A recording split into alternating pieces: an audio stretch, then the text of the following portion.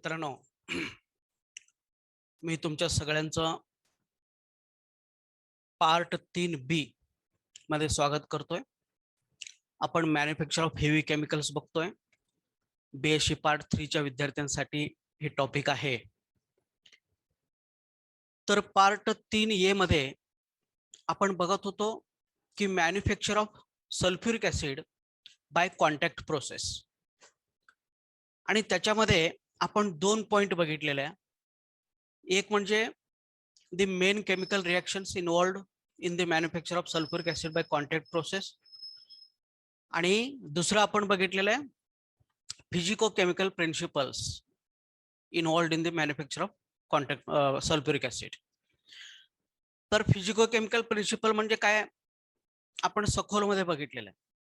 जे maximum yield मिळवण्यासाठी आपण टेम्परेचर, प्रेशर, कॉन्सन्ट्रेशन हे किती ठेवायला पाहिजे, कमी ठेवायला पाहिजे का जास्त ठेवायला पाहिजे, याबद्दल आपण बघितलेले आहे. Conditions to get good yield of product, त्याला आपण फिजिको केमिकल प्रिन्सिपल असं आपण म्हणतो. आणि ते ली चॅटलेरच्या प्रिन्सिपल प्रमाणे किंवा लॉ ऑफ मास ऍक्शन प्रमाणे ते ठरवत असतो. तर आज आपण बघणार आहोत की प्रत्यक्षात manufacture of sulphuric acid by contact process ही जी काय, समजा आपण जर इंडस्ट्रीमध्ये गेलो, सल्फ्युरिक ऍसिडच्या इंडस्ट्रीमध्ये जर गेलो, तर प्रत्यक्षात तिथं कशा पद्धतीने H2SO4 तयार केला जातोय हे आपण ह्याच्यामध्ये बघणार आहे. बघा, हे मॅन्युफॅक्चरिंग तुम्ही काय म्हणू शकता, ही युनिट्स आहेत. एक इंडस्ट्री समजा, H2SO4 मॅन्युफॅक्चर करणारी एक इंडस्ट्री आहे आणि त्याचा हे सांगाडा आहे. प्रत्यक्ष जर समजा तुम्ही त्या इंडस्ट्रीमध्ये गेला तर तुम्हाला काय दिसेल, तर या पद्धतीने हे सगळे इन्स्ट्रुमेंट्स, टॉवर्स, चेंबर्स किंवा भांडी या पद्धतीने तुम्हाला त्या ठिकाणी दिसतील. जसं जेव्हा तुम्ही शुगर फॅक्टरीमध्ये किंवा कुठल्याही फॅक्टरीमध्ये जाता, तिथे वेगवेगळे असे चेंबर्स असतात किंवा टॉवर्स असतात, आणि ह्या टॉवर्स मध्ये वेगवेगळे रिॲक्शन्स घडत असतात किंवा प्रोसेसेस घडत असतात. मग आपण इथून सुरुवात करतो आणि मग इथं काहीतरी घडणार आहे, इथं काहीतरी घडणार आहे, या चेंबरमध्ये, या चेंबरमध्ये, या ठिकाणी असं काहीतरी घडत घडत घडत शेवटी आपल्याला या ठिकाणी H2SO4 मिळणार आहे. मेन प्रोडक्ट आपला मिळणार आहे. ओके, म्हणून इथं या पॉइंट मध्ये आपण बघतोय की ऍक्च्युअली H2SO4 कसं तयार केला जातोय आणि कोणत्या चेंबरमध्ये काय घटना घडणार आहे, काय प्रोसेस घडणार आहे, काय रिॲक्शन घडणार आहे. बघा, ह्याला आपण म्हणतो बर्नर. हे आहे dusting tower, scrubber, drying tower, arsenic purifier, त्याच्यानंतर testing box, pre heater. Okay, त्यानंतर हे आहे कॉन्टॅक्ट कन्व्हर्टर, ऍब्सॉर्प्शन टॉवर आणि रिसिव्हर. या पद्धतीने हे सगळे चेंबर्स आहेत. वेगवेगळ्या चेंबरमध्ये वेगवेगळ्या घटना घडणार आहे. तर पहिल्यांदा आपण बघू हे बर्नर. तर ह्या बर्नर मध्ये काय होणार आहे, तर बर्नरला इथं एक माउथ आहे, इथून एक ओपनिंग आहे, इथून एक दरवाजा आहे. ओके, तर ह्या बर्नर मध्ये घेतलेले काय, सल्फर किंवा pyrite, iron pyrite, sulphur pyrite.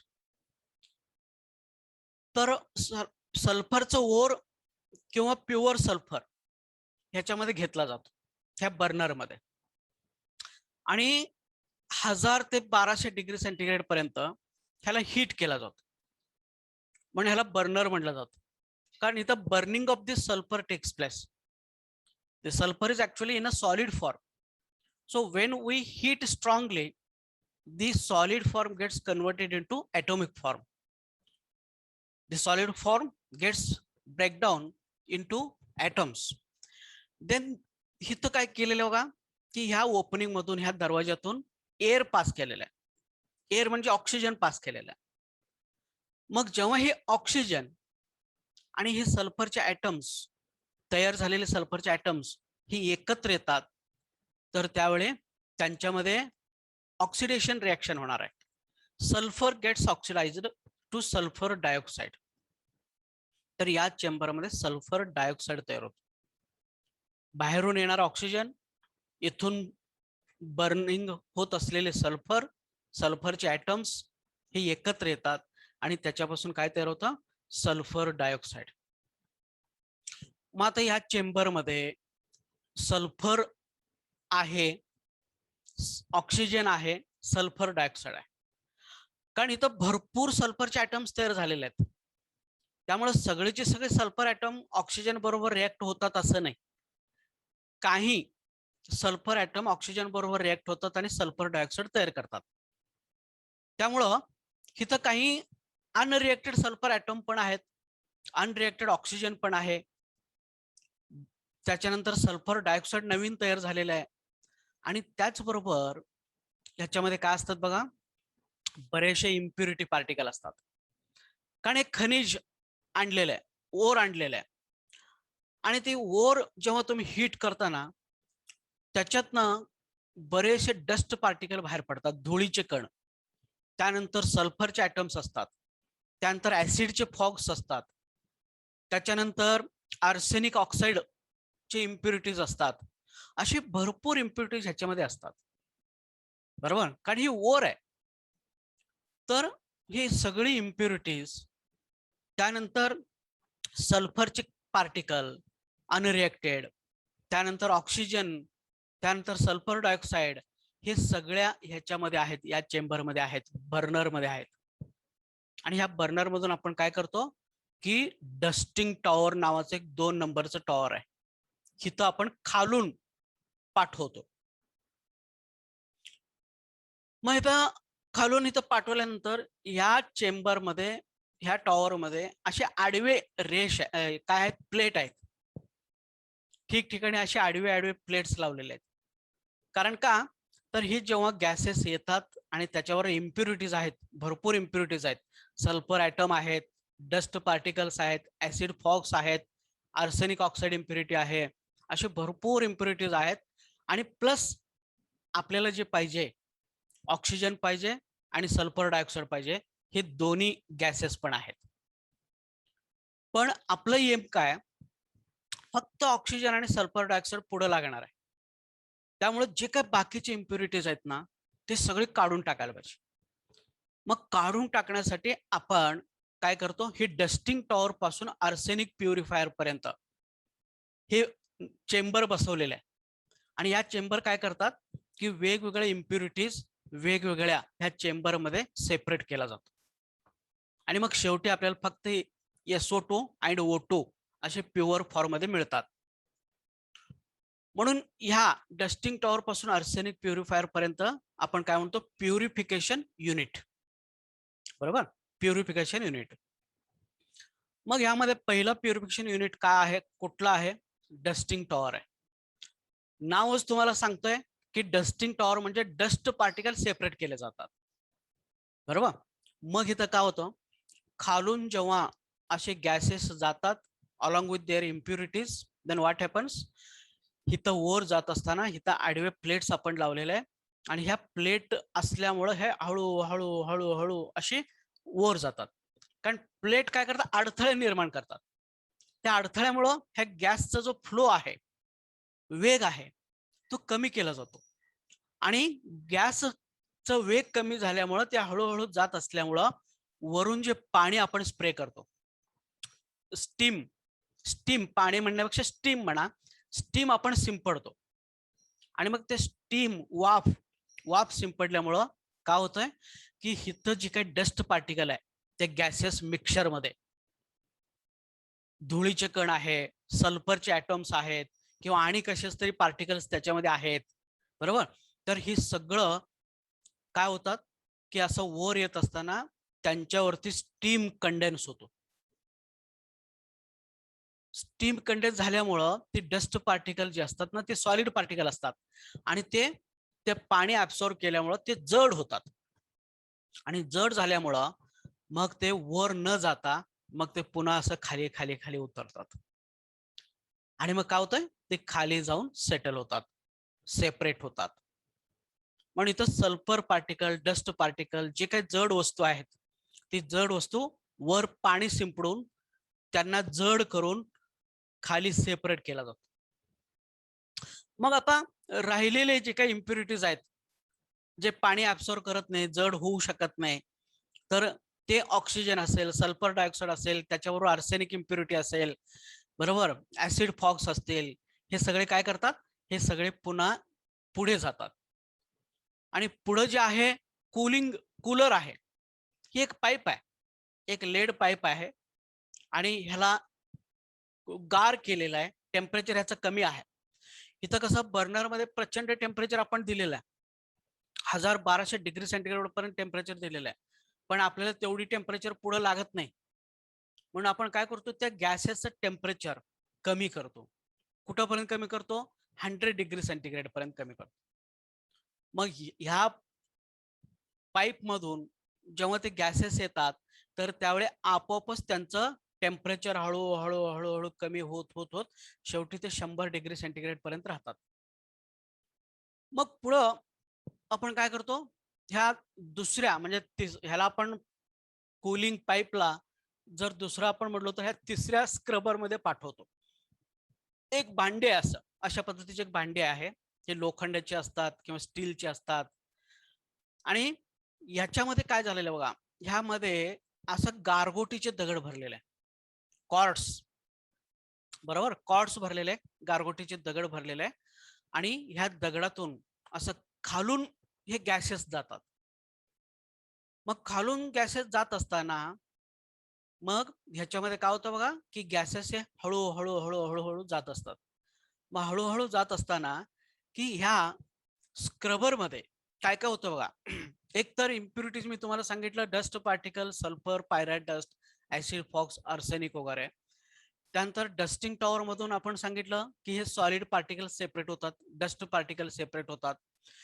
आणि कूलर मध्ये आपण 100 डिग्री सेंटीग्रेड पर्यंत कूलिंग करतो.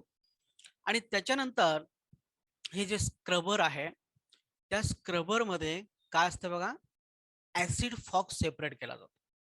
ऍसिडचे असे फॉक्स असतात, धुकं ज्याला आपण म्हणतो, ते धुकं असतात किंवा आणखीन बरेचसे सोल्युबल इम्प्युरिटीज असतात. तर त्यांना आपण काय करतो, या ठिकाणी सेपरेट करतो.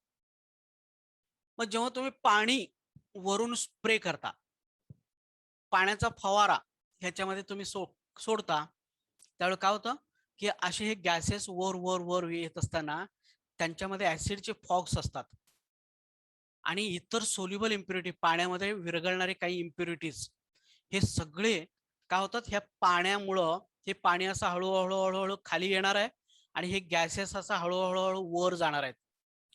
मग अशा वेळी त्या ऍसिड फॉक्स जे आहेत, ऍसिड फॉक्स पाण्याबरोबर मिसळतात आणि ते सोल्युबल होतात आणि मग इतर इम्प्युरिटी सुद्धा सोल्युबल होतात आणि ते हळूहळू खाली इथं सेटल होतात. मग आता इथं जे वर येणार आहे ते O2 असणार आहे, SO2 असणार आहे, बरोबर. त्याच्यानंतर आर्सेनिक ऑक्साईड नावाची इम्प्युरिटी असणार आहे, हे एवढे असणार आहेत. पण इथं मात्र आपण ऍसिड फॉक्स सेपरेट केलेलं आहे. ओके.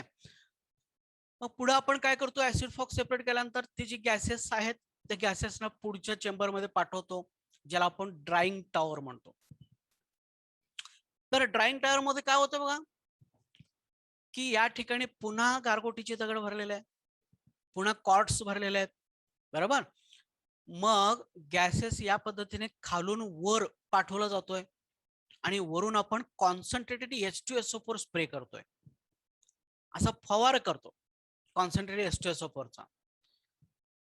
मग काय होतंय बघा, की ह्याच्यामध्ये कॉन्सन्ट्रेटेड H2SO4 वरून खाली येत असताना आणि हे सगळे गॅसेस बाहेर जात असताना इथं कॉन्सन्ट्रेटेड H2SO4 चं एक वैशिष्ट्य काय, तर ते मॉइश्चर असेल, पाण्याचं काही प्रमाण असेल त्या गॅसेस मध्ये, तर ते पाणीला हे ऍब्सॉर्ब करतात, मॉइश्चरला ऍब्सॉर्ब करतात. ऍक्च्युअली इथं आपण पाण्याने वॉश केलेले, लक्षात ठेवा, त्या गॅसला पाण्याने वॉश केलेलं आहे.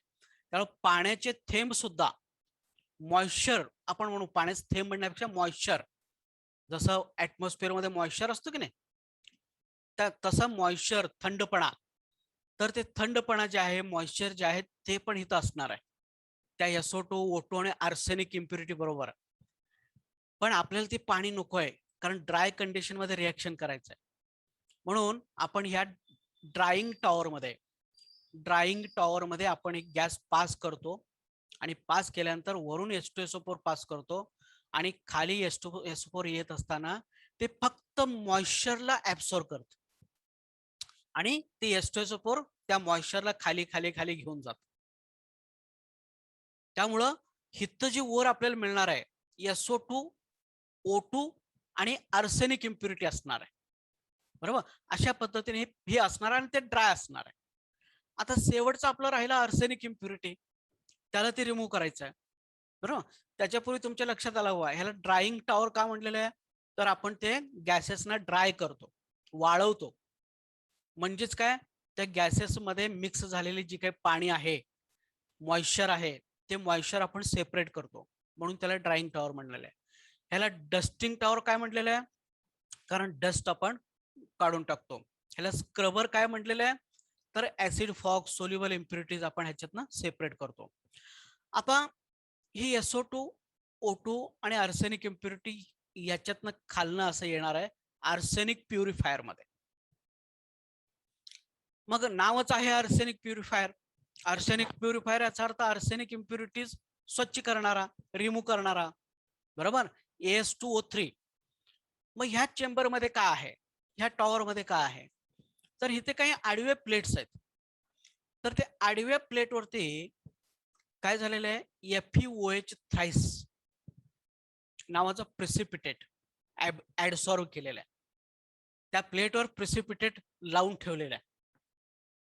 मग ह्या FeOH थ्राइसचं वैशिष्ट्य काय, त्या प्रेसिपिटेटचं वैशिष्ट्य काय, तर हे जे काय प्रेसिपिटेट आहे, तर ते प्रेसिपिटेट आर्सेनिक इम्प्युरिटीला सेपरेट करतो. आर्सेनिक इम्प्युरिटीला स्वतःच्या शरीरावरती खेचून घेतो, त्याची ती वैशिष्ट्य आहे.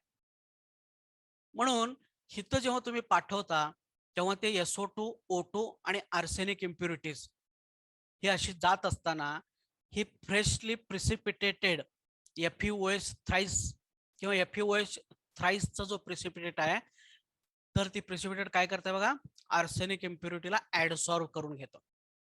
आणि ठिकठिकाणी हे प्लेट्स असल्यामुळं तर ठिकठिकाणी ते आर्सेनिक इम्प्युरिटी ऍडसॉर्ब होत जातात आणि ते गॅसेस पासून सेपरेट होतात. मग इथं फक्त तुमच्याकडं SO2 आहे आणि O2 आहे इथं वर येताना, कारण आर्सेनिक इम्प्युरिटी इथं ऍडसॉर्ब झालेलं आहे. त्यामुळे वर फक्त तुम्हाला काय मिळणार, SO2 आणि O2. मग आता आपण ह्या SO2 आणि O2 गॅसेसना कुठं पाठवतो, टेस्टिंग बॉक्स मध्ये. टेस्टिंग बॉक्स म्हणजे काय, हे टेस्ट करणार आहे. काय टेस्ट करणार आहे, की बाबा ह्या SO2 आणि O2 गॅस मधून सगळे इम्प्युरिटीज गेलेत की नाही. डस्ट पार्टिकल गेलेत का, सल्फरचे पार्टिकल गेलेत का, ऍसिड फॉक्स गेलेत का, किंवा मॉइश्चर रिमूव्ह झालेला आहे का, आर्सेनिक इम्प्युरिटी रिमूव्ह झालेला आहे का, यासाठी काय केलं जातं, हे टेस्टिंग बॉक्स मध्ये पाठवून दिला जातो. कारण जर इम्प्युरिटी राहिले तर रिएक्शन व्यवस्थित होत नाही किंवा प्रोडक्ट व्यवस्थितपणे तयार होत नाही. म्हणून इम्प्युरिटी रिमूव्ह करणं महत्वाचं आहे. त्यामुळे पूर्णपणे इम्प्युरिटी रिमूव्ह झालेत की नाही हे बघण्यासाठी आपण काय करतो, टेस्टिंग बॉक्स मधून हे सगळे गॅसेस पाठवतो. आणि ह्यामध्ये काय असतं बघा रे, ही ह्याच्यातनं ह्या टेस्टिंग बॉक्स मधून गॅसेस जाताना असं इथं सिस्टीम आहे की ह्या गॅसेसच्या फ्लो इकडे खाली फ्लो होतोय गॅसेस, तर तिकडल्या बाजूने ह्याच्यावरती लाईट पाडला जातो, लाईट, प्रकाश. आणि ते प्रकाश पाडल्यामुळं जर समजा इथं गॅसेस असतील, आपला इम्प्युरिटीज असतील, तर ते इम्प्युरिटीज चकाकतात, इम्प्युरिटी असे शाईन होतात. मग असं परपेंडिक्युलर लाईट पाठीमागच्या बाजूने पाडल्यानंतर या ठिकाणी मग हिथून जात असताना जर इम्प्युरिटीज असतील तर ते इम्प्युरिटीज असं चकाकतात, शाईन होतात. मग त्याच्यातनं लक्षात येते की ह्याच्यामध्ये इम्प्युरिटीज आहेत अजून. मग इम्प्युरिटीज असतील ना, मग ह्याला पुन्हा पाठीमागं पाठवून दिला जातो. असं पाठीमागं पाईप असतोय आणि पुन्हा ते पाठीमागं पाठवून दिला जातो. जर इम्प्युरिटी नसतील तर ही लाईट चकाकत नाही, शाईन होत नाही, मग त्यावेळी ही पुढं पाठवून दिला जातो कुठल्या ह्या प्री हीटर मध्ये पाठवून दिला जातो, म्हणून याला टेस्टिंग बॉक्स म्हणतात. आणि इम्प्युरिटीज असतील आणि ते जर चकाकत असेल तर ह्या प्रोसिजरला आपण म्हणतो टेंडाल इफेक्ट. टेंडाल इफेक्ट म्हणजे काय, जर फ्लो ऑफ जे काही गॅस आहे त्याला परपेंडिक्युलरली लाईट त्याच्यावरती पाडायचं, आणि लाईट पाडल्यामुळं जर तिथे इम्प्युरिटीज असतील तर ते इम्प्युरिटीज शाईन होणार आहे, चकाकणार आहे. आणि तसं जर होत असेल तर त्याला आपण म्हणतो टेंडाल इफेक्ट. बरोबर, लाईट टाकून इम्प्युरिटी आहेत की नाही आहेत हे चेक करण्याची प्रोसिजर, ह्याला टेंडाल इफेक्ट. ओके, मग एकदा इम्प्युरिटी नसतील मग सरळ आपण काय करतो, याच्यातनं आपण पाठवून देतो कुठं, प्री हीटर मध्ये. कारण आपल्याला ही SO2 आणि O2 प्युअर रिएक्टंट पाहिजे, ते आता मिळालेलं आहे, सगळे इम्प्युरिटी सेपरेट झालेल्या आहे. आता ही रिएक्टंट जे आहेत ना ती स्वतःहून रिएक्ट होऊ शकत नाही. रिएक्ट झाले असते तर इथंच कुठं पण रिएक्ट झाले असते, पण त्यांना जोपर्यंत आपण टेम्परेचर देत नाही तोपर्यंत रिएक्ट होत नाही, प्रॉपर टेम्परेचर दिल्याशिवाय. म्हणून इथं आपण काय करतो बघा, त्यांना 300 डिग्री सेंटीग्रेड पर्यंत हीट करतो. ह्या ठिकाणी कॉम्प्रेसर आहे, इथं पहिलं घेतलं जातं आणि इथं प्रेशर दिला जातो, त्यांना प्रेशर देऊन ऍक्टिव्हेट केला जातो. मग ती प्रेशर किती आहे तुम्हाला माहित आहे, 1.5 ते 1.7 ऍटमॉस्फेरिक प्रेशर. आणि त्या प्रेशरने ही मॉलिक्यूल ऍक्टिव्हेट होतात, आणि ऍक्टिव्हेट झाल्यानंतर मग काय होतं बघा, की ही मॉलिक्यूल आपण इकडे पाठवतो, आणि ह्याच्यानंतर ही SO2 आणि O2 ला आपण 300 डिग्री सेंटीग्रेड पर्यंत टेम्परेचर देतो. आणि इथं हे एक्झोथर्मिक रिएक्शन असल्यामुळं आपोआपच टेम्परेचर त्यांचं वाढणार आहे. आणखीन आपण बाहेरून देतो 300 आणि स्वतःचं टेम्परेचर वाढणार आहे, आणि त्याच्यातनं 425 ते 450 टोटल टेम्परेचर होणार आहे. बरोबर, टोटल टेम्परेचर 425 ते 50 होणार आहे. कारण का, स्वतःचं टेम्परेचर आणि आपण बाहेरून दिलेलं टेम्परेचर हे सगळं मिळून तेवढी टेम्परेचर होईल, ज्याला आपण ऑप्टिमम टेम्परेचर म्हटलेलं आहे मागच्या व्हिडिओमध्ये. आणि मग ह्या सगळ्या ह्याच्यामधून पाठवलं जातं कन्व्हर्टरमध्ये, कॉन्टॅक्ट कन्व्हर्टर. मग इथं एक वॉल आहे, जर समजा टेम्परेचर वाढलं ह्यांचा, समजा 450 असं वर गेलं, समजा आपल्याला 425 ते 450 पाहिजे, त्याच्यापेक्षा टेम्परेचर वर गेला, तर इथं या त्या वॉलमधून काय केलं जातं, कूल गॅस पाठवून दिला जातो. SO2 आणि O2 थंड गॅसेस ह्याच्यामध्ये मिक्स केले जातात, जेणेकरून त्यांचं टेम्परेचर कमी होतो आणि 425 ते 450 पर्यंत राहतो. मग अशा पद्धतीने इथं टेम्परेचर मेंटेन करण्यासाठी बाहेरून गार गॅसेस पाठवून देण्यासाठी हा ए नावाचा वाल्व आहे. मग एकदा ह्या चेंबरमध्ये आले कॉन्टॅक्ट कन्व्हर्टरमध्ये, इथं एक आयर्न पाईप आहेत हे सगळे, आणि ह्या पाईप मध्ये काय केलं, कॅटलिस्ट भरलेले फॅनेडियम पेंटॉक्साइड किंवा प्लॅटिनम, शक्यतो प्लॅटिनम वापरत नाही पण फॅनेडियम पेंटॉक्साइड इथं भरलेलं आहे. मग वरून अशी गॅस येताना तर ह्या चेंबर मधून येतात, ह्या पाईप मधून येतात, ज्या पाईप मध्ये कॅटलिस्ट भरलेले आहे. आणि ह्या पाईप मधून SO2 आणि O2 येताना काय होतं, त्या कॅटलिस्टच्या कॉन्टॅक्ट मध्ये येतात. मग कॅटलिस्टच्या कॉन्टॅक्ट मध्ये आले की तुम्हाला माहित आहे कॅटलिस्ट काय करते बघा, त्या दोन रिएक्टंट मध्ये रिएक्शन घडवून आणतो, त्या दोन रिएक्टंट मध्ये रिएक्टंट घडवून आणतं. मग आता हे जे बाहेर पडणार आहे ते काय बाहेर पडणार आहे, SO3. इथपर्यंत O2 आणि SO2 आहेत, पण हे कॅटलिस्टच्या कॉन्टॅक्ट मध्ये आले तर SO2 आणि O2 मिक्स होतात, रिएक्ट होतात आणि SO3 तयार होतो. आणि मग हे जे काही SO3 गॅस आहे आपण शेवटच्या चेंबरमध्ये पाठवतो, ज्याचं नाव आहे ऍब्सॉर्प्शन टॉवर. मग ऍब्सॉर्प्शन टॉवर मध्ये असं खालून पाठवतो.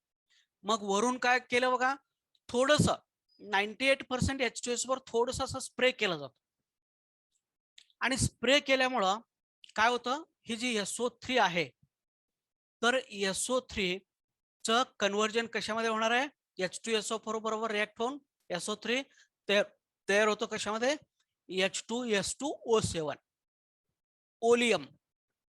बरोबर, आपण हे सगळे रिएक्शन मागच्या व्हिडिओमध्ये बघितलेले आहे. SO3 च H2SO बरोबर रिएक्ट झालं की H2S2O7 नावाचं ओलियम तयार होतं. ओलियम म्हणजे डबल सल्फ्युरिक ऍसिड, ऑब्जेक्टिव्ह साठी लक्षात ठेवा. ओलियम म्हणजे डबल सल्फ्युरिक ऍसिड.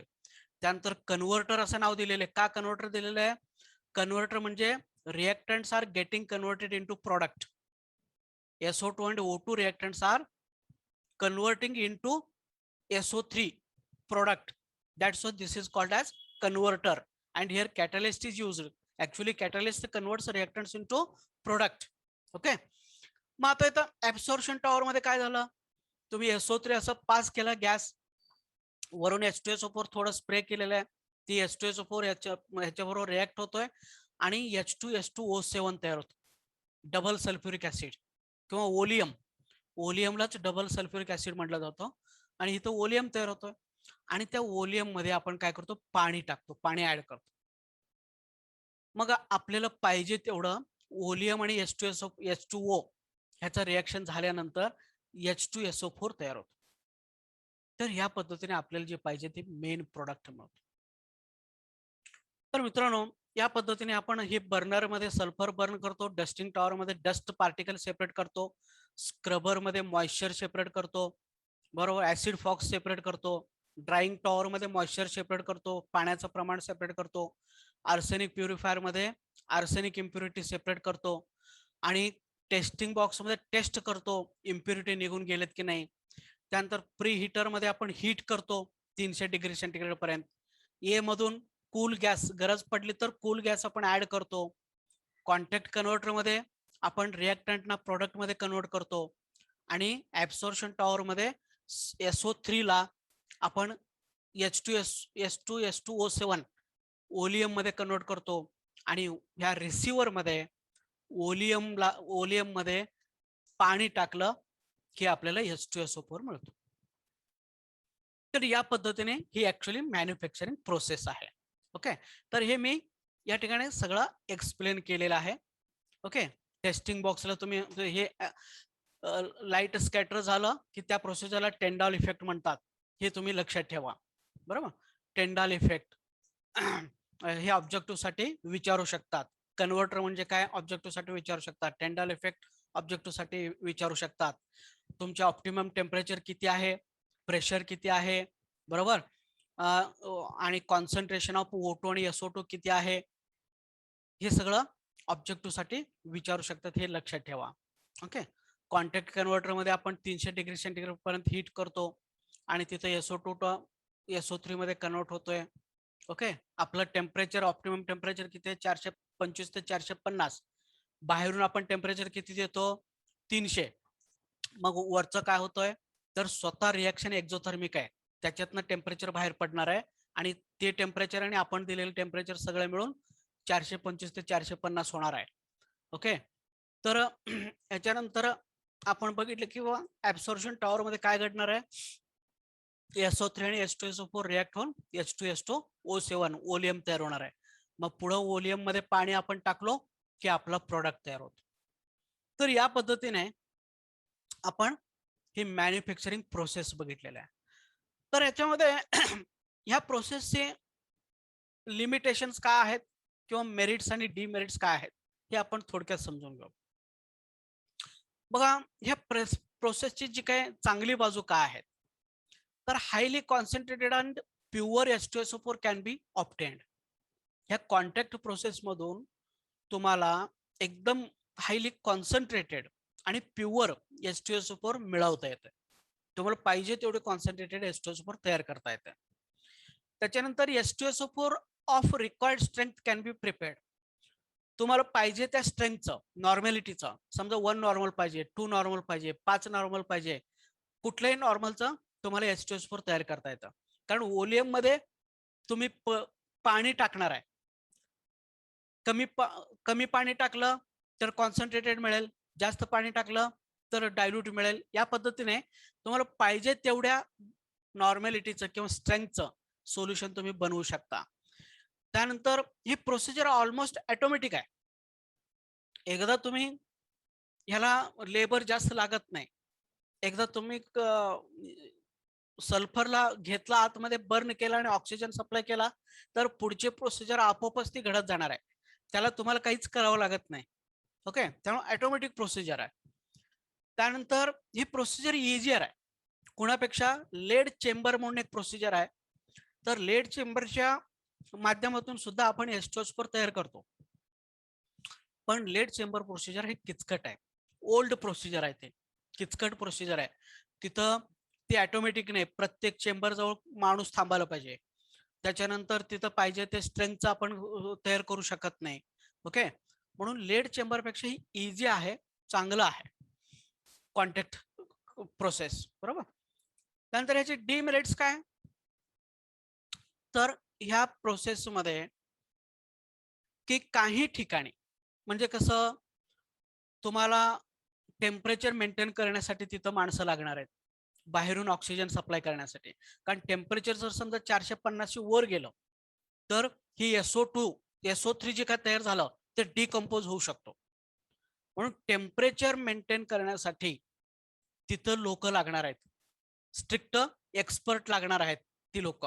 हा, हे एक आहे. कारण डोळ्यात तेल घालून बघणारी माणसं तिथं लागतात. कारण टेम्परेचर कमी किंवा जास्त झालं तरी तिथं चालणार नाही. ह्यासाठी थोडंसं तिथे एक्सपर्ट लोकांची गरज आहे. त्यानंतर ह्याचं कॉस्ट जे आहे ना जास्त आहे. लेड चेंबर प्रोसिजर पेक्षा कॉन्टॅक्ट प्रोसिजर जे आहे ना त्याचं कॉस्ट, महागडी केमिकल्स आहेत म्हणा, महागडे चेंबर्स आहेत, इन्स्ट्रुमेंट जास्त लागणार आहेत वगैरे. The process becomes costly when platinum is used as a catalyst. इथं आपण प्लॅटिनम वापरलो, प्लॅटिनम सुद्धा कॅटलिस्ट म्हणून वापरता येतं. व्हॅनेडियम पेंटॉक्साइड किंवा प्लॅटिनम हे दोन्ही कॅटलिस्ट म्हणून वापरता येतं. पण जर समजा कुणी प्लॅटिनम वापरायचं ठरवलं तर प्लॅटिनम एकदम कॉस्टली आहे, ते वापरता येत नाही. त्याच्यानंतर प्लॅटिनम इझिली पॉइझन होतो, म्हणून ह्या प्रोसिजर मध्ये आपल्याला कुठल्याही प्रोसिजर मध्ये ऍक्च्युअली वापरताच येत नाही प्लॅटिनम. ओके, तर या पद्धतीने ह्याचे मेरिट्स आहेत, ह्याचे डिमेरिट्स आहेत. तर मित्रांनो, आपण पार्ट 3A आणि 3B मध्ये manufacture of sulphuric acid by contact process बघितलेला आहे. तर पुढच्या पार्ट मध्ये आपण बघणार आहोत की manufacture of ammonia by Haber's process. Procedure same आहे, पुन्हा आपण chemical reaction, physico chemical principle, manufacture process तेच आहे. एकदा तुम्हाला H2SO4 समजलं तर अमोनिया समजण्यात काही अडचण नाही, आणि पुढच्या दोन गोष्टी समजायला काही अडचण नाही. प्रोसिजर सारखी आहे, सेम आहे. ओके, तर आपण भेटू कोणत्या ठिकाणी, पार्ट 4A मध्ये manufacture of manufacture of ammonia by Haber's process या ठिकाणी आपण भेटू. ओके, धन्यवाद, थँक्स.